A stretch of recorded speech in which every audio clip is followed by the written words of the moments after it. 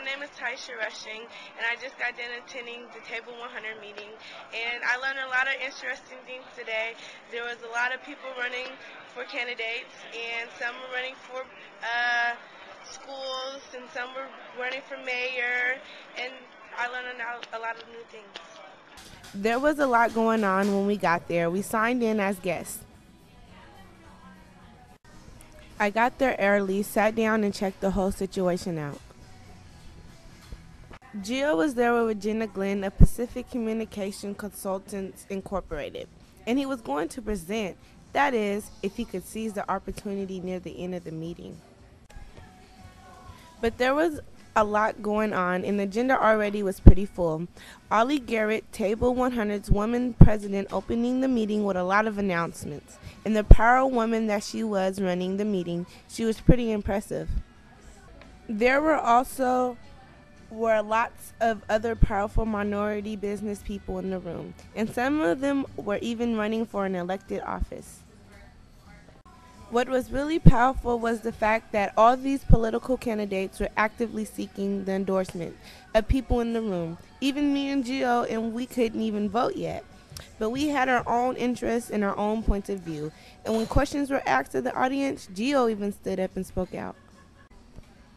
The whole experience got a lot of things going on in my mind, and what I might be able to do with my own life in order to impact the world like some of these people at this Tabor 100 meeting were doing. Gio, tell me about what are some of the things you got out of this meeting.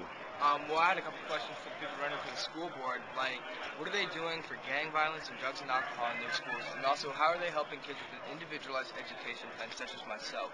Well, did you get the answers that you were looking for from some of the candidates? Not exactly. I got a lot of beating around the bush, but mentioning the words that I said sort of sounded like they were trying to answer my question. They were trying. They're making an attempt at doing that, yeah. Well, generally, this is, with being a Minority Business and Youth Alliance interns, did you get something out of this in terms of how people are connected and how people are working the room and doing all the networking and, Yes. passing out their business cards? Mm-hmm. And I saw you work in the room a lot. So hopefully you got some good insight and some business connection out of this, too. And I hope that you saw some of the leadership, particularly of the women in the group and the role that they were playing. What did you think about Ollie and what she was doing? She was on top of it. She was on top of her game and keeping the business moving forward. Yeah, I noticed that. Well, thank you so much. This is thank you for coming. This is going to be a great video. Thank you. This is Art Johnson. This whole season of actually outreaching to minority businesses and connecting our youth up with some of these businesses has been an absolute moving experience. It is such an honor to work with young people like Tiesha and Gio and all the other youth that are connected in the various other jobs. This is an awesome program, and it's such an honor to be a part of it.